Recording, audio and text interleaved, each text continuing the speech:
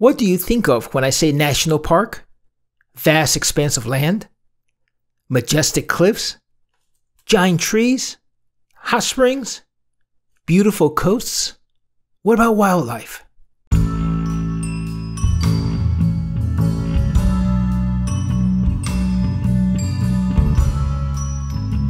Did you know there are 11 National Park Service locations in the New York City area? How can that be? We're talking about the hustle and bustle of New York City here. Welcome to the other side of the National Park Service. In addition to the national parks of natural beauty like Yellowstone, the National Park Service commemorates and preserves history, culture, seashore, rivers, and lakes. And New York City has plenty of them. I am taking you on a brief tour from north to south of the national parks in New York City. Stay until the end for some tips for visiting. Be sure to subscribe and turn on the notification bell to get all the adventures of visiting our national parks. It really helps the channel to spread the word. Up first is St. Paul's Church in Mount Vernon, New York, just on the other side of the New York City border. St. Paul's Church is a historical structure that was started before the Revolutionary War, but wasn't complete until 1788, and it was officially dedicated in 1795, and remained a house of worship until the 1970s. This historical site preserves St. Paul's Church and Cemetery, and commemorates its role in the early history of the United States. Examples of key events include the election of an open seat in the New York Assembly, held at the Village Green at St. Paul's Church in 1633, one of the earliest examples of American tradition of consent of the governed, the Battle of Pell's Point nearby, and the usage of the church by both sides of the Revolutionary War.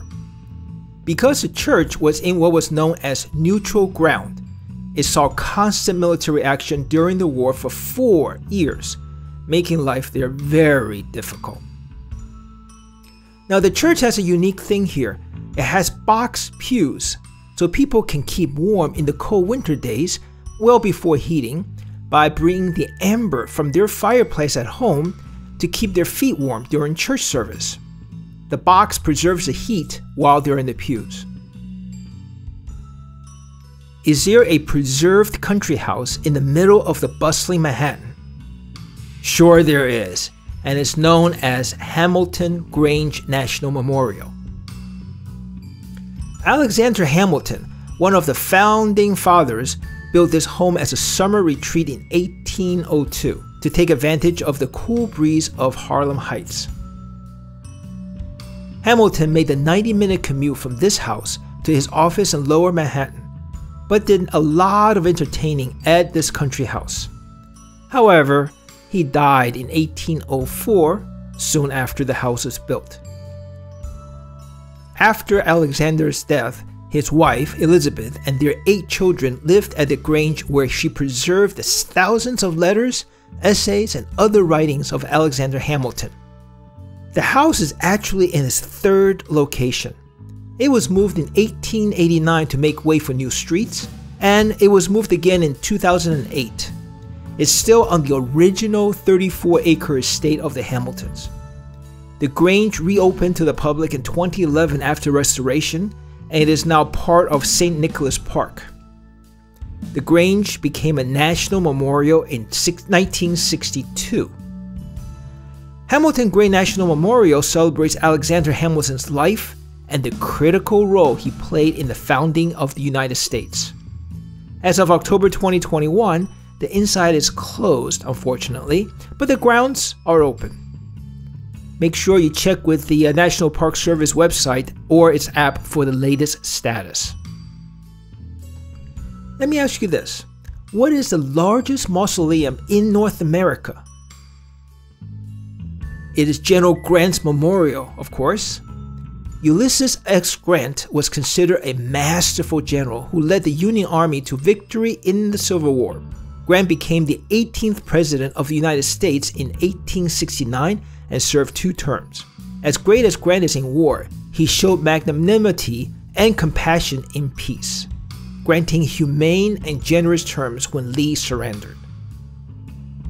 As president, he pardoned many former Confederate generals, protecting the political equity of former slaves, and was concerned about the treatment of American Indian tribes. And he fundamentally preferred negotiations over war to solve problems, with the 1871 Treaty of Washington with the British as an example.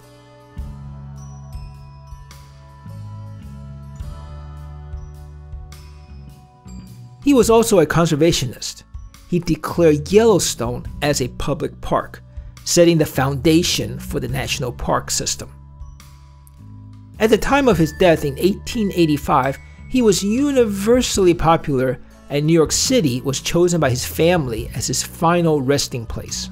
1 million people viewed Grant's funeral procession, which stretched 7 miles and took 5 hours. The memorial was dedicated on April 27, 1897, on the 75th anniversary of Grant's birth. The dedication, which was attended by diplomats from 26 countries, was led by President McKinley, with crowds almost as large as his funeral. Julia Grant, General Grant's wife, was laid next to her husband after her death in 1902. The couple rests in red granite coffins in an open crypt in the center of the gallery inside the memorial. As of October 2021, the inside of the memorial is closed, but the grounds are open. Check the National Park Service website for the latest status. General Grant National Memorial is part of Riverside Park. With Columbia University nearby, it's an excellent place to visit, relax, reflect on Grant's contribution in war and as president. Now we're heading south from roughly 120th Street all the way to 20th Street in Manhattan. Now let me ask you this. Did you know that Theodore Roosevelt, the great preservationist and the most important president for national parks, was born in New York City? The brownstone on 20th Street in Manhattan is the location of Teddy's birth in 1858, where he lived until 1872. The original structure was demolished in 1916 to make room for a commercial building. After Roosevelt's death in 1919, a group led by Teddy's sister purchased the site, demolished the commercial building, and built a replica of the original brownstone to serve as a memorial. It was opened to the public in 1923 and was donated to the National Park Service in 1963. The building, including the interior, was restored to the period when Teddy lived there. Teddy Roosevelt is a larger-than-life president, and the Birthplace National Historical Site is an excellent place to learn about his early and formative years. Normally, the building is accessible via ranger-led tours only, but as of October 21, the site is closed. However, there's an excellent virtual tour on the website. I'll put a link in the description box below. When it's open, it's certainly worth the time to spend on the 30-minute tour. Can you have a national park without a visitor center? Sure you can, and Stonewall National Monument is such an example. While tiny in size, Stonewall National Monument is hugely significant for the LGBT movement. Located on the tiny 1/8 acre Christopher Park, this national monument is in the heart of New York's Greenwich Village neighborhood and is across the street from Stonewall Inn. On June 28, 1969, the LGBT patrons of the Stonewall Inn fought back during a police raid, sparking demonstrations for several nights. This event started the movement for LGBT people coming out and the fight for equal rights. Stonewall National Monument was established in 2016 to preserve and protect Christopher Park and the historical resources associated with lesbian, gay, bisexual, and transgender civil rights movement.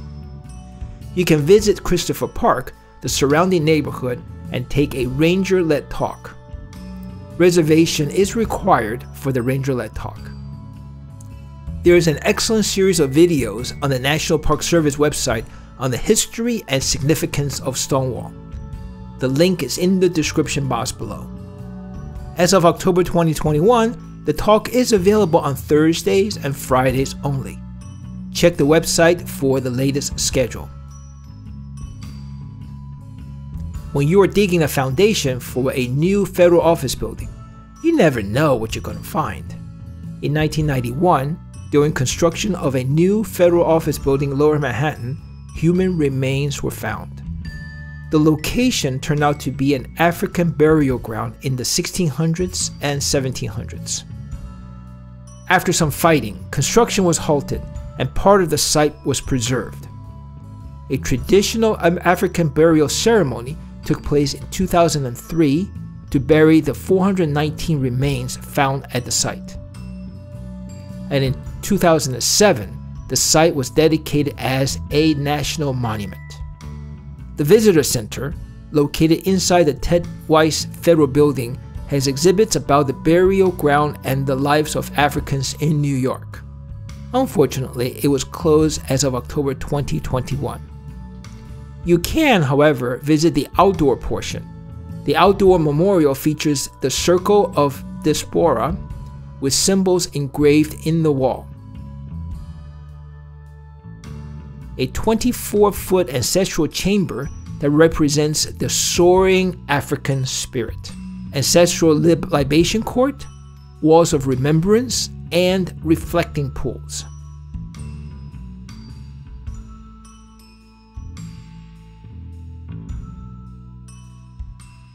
"419 remains originally found are buried next to the outdoor memorial in 7 mounds.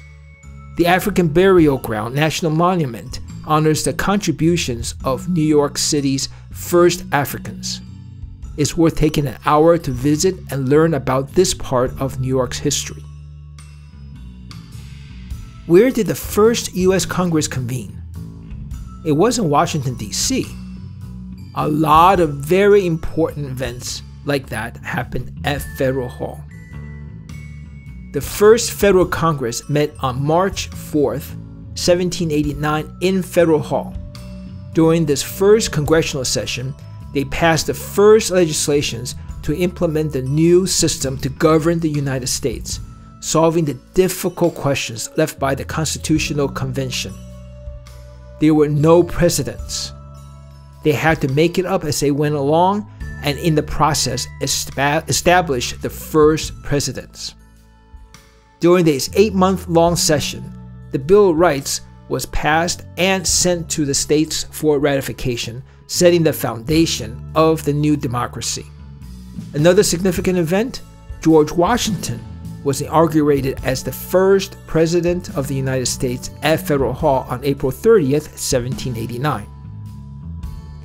Now, the original building was built in 1703 for the British Royal Governor's Council and also served as New York's City Hall.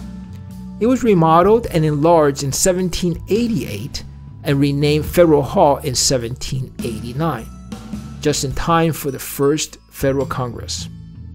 In 1812, however, the Federal Hall was demolished.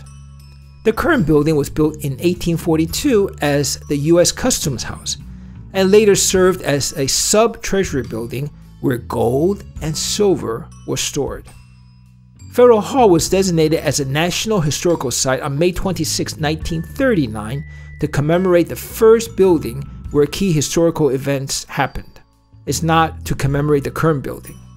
It was redesignated as a National Memorial in 1955 when the National Park Service took over. Federal Hall National Memorial is the site of many hugely important historical events of the United States.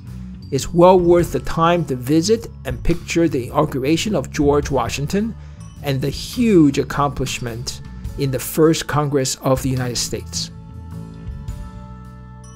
Heading south to the southern tip of Manhattan, we find a fort that was used very productively for other purposes after it outlived its usefulness. That's Castle Clinton. Originally constructed on a rock off of Manhattan as one of 4 forts in 1811 to guard New York Harbor, it was first known as the Southwest Fort. It never saw military action, but was put into various uses through the years. In 1850, the island that Castle Clinton was on joined Manhattan via landfill. It was renamed Castle Clinton in 1817, and it served as a cultural center known as Castle Garden from 1824 to 1854, and a roof was added. Notables that passed through during this time include Marquis Lafayette, Samuel Morse, P.T. Barnum, and Jenny Lind. As immigration picked up, Castle Clinton served as the immigration center for New York from 1855 to 1890, welcoming 8 million newly arrived immigrants before the center was moved to Ellis Island. From 1896 to 1941, Castle Clinton served as New York Aquarium, before the marine life was moved to the Bronx Zoo and eventually Coney Island. The fort was partially demolished, including the roof, before preservationists prevailed and stopped additional demolition. In 1946, Castle Clinton was authorized as a national monument for its preservation. Today, it serves as the ticketing center for the Statue of Liberty and Ellis Island. It has a fantastic view of New York Harbor and Jersey City. While you are waiting for the Statue of Liberty ferry, make sure to look around Castle Clinton and feel the history. Did you know there was a military base in New York Harbor until fairly recently? Governor's Island was one of the longest continuously active military posts in the United States. Since the late 1700s until 1996, it served as an army base and later the largest Coast Guard base. Fort Jay and Castle Williams were constructed in the early 1800s as part of a system of forts to protect New York Harbor. But before that, Governor's Island played an important role as George Washington's colonial army made a valiant attempt to fend off the British siege of New York, but was unsuccessful. President Clinton established Governor's Island National Monument the day before he left office, on January 19, 2001, to prevent it from being sold to private developers. In 2003, the island was divided into a 22-acre parcel as the national monument to preserve Fort Jay and Castle Williams, and a 150-acre parcel that went to the Trust for Governor's Island. It was formed by the city and the state of New York. As of October 2021, the National Monument is open on weekends. You can get there via several ferries from Manhattan and Brooklyn. Perhaps the best known national park in New York City is the Statue of Liberty. It is one of the most recognizable symbols of America. It stands at the gateway to New York in New York Harbor.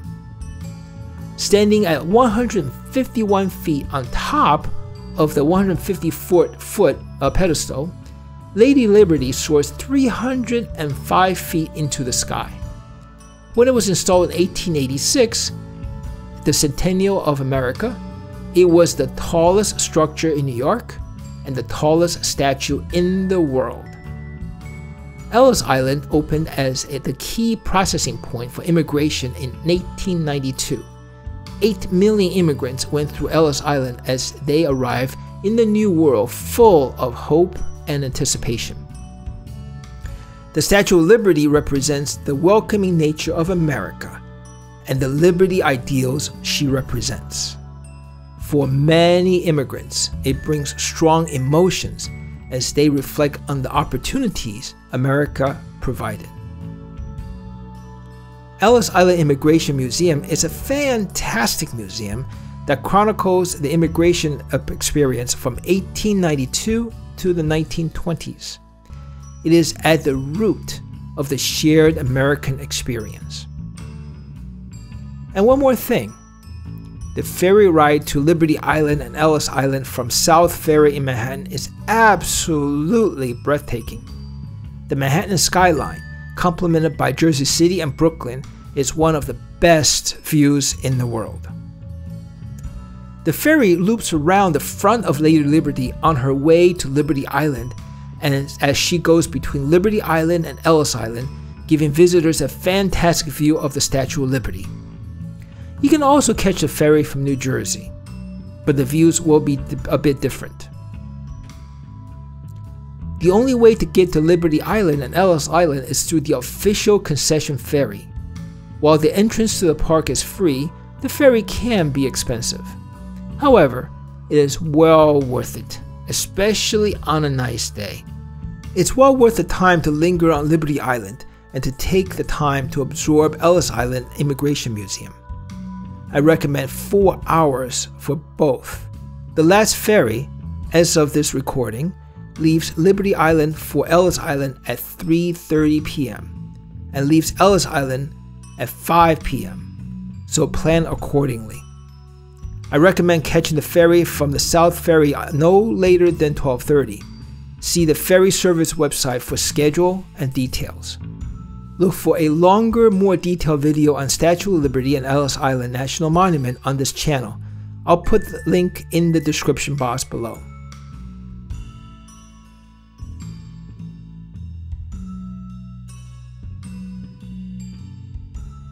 Where can you go swimming, biking, hiking, bird watching, boating, camping, fishing, and even archery within the boundaries of New York City? On top of that, how about an airfield, historical aircrafts, a fort, and a lighthouse? Well, Gateway National Recreation Area has it all. There are actually 3 units to this park. Jamaica Bay, Staten Island are in New York City, and Sandy Hook in New Jersey. While some of the indoor places in the park are closed as of October 2021, the outdoor places are open for visitors to recreate. So pick up your favorite pursuit and go have some fun at the Gateway National Recreation Area, which saw 9.4 million visitors in 2019. The national parks in the New York City area offers a little something for every interest. All of it is accessible by public transportation, which I highly recommend as parking is expensive in New York. Be sure to check the current status on the NPS website or the NPS app. If you have one day to visit, this is what I would recommend. Reserve and catch the first ferry for the Statue of Liberty and Ellis Island. For November 2021, the first ferry is at 9:30. But get to the terminal 1 hour early and tour Castle Clinton and allow time for security check. From Liberty Island, take the ferry to Ellis Island and plan to catch the 12:45 p.m. ferry from Ellis Island and return to Battery Park.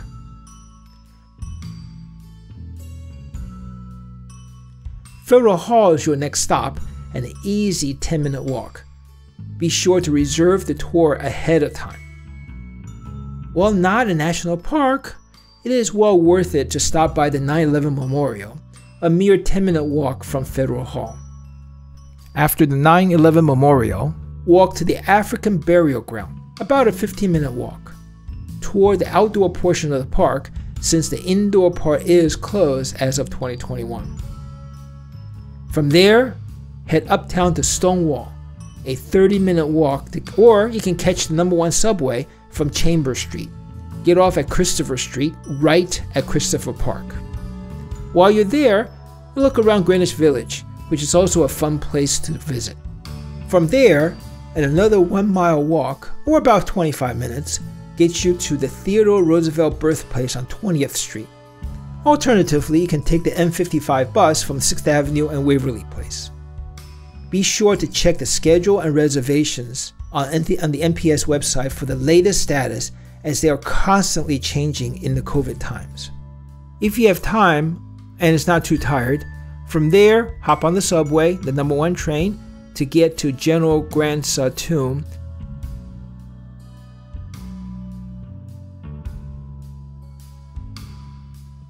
Get off at 116th Street and Broadway, look around, and if you have more time or you're not too tired after that, head for the Hamilton Grange. That way you will have visited the most amount of national parks all in a day. Fantastic, isn't it? There you have it, the national parks of New York City. We are on our way to visit all the national parks in the United States. Follow along by hitting the subscribe button below. Hit the notification bell so you know when a new video is released. Give it a thumbs up if you like this video, and please share it with everybody that you know.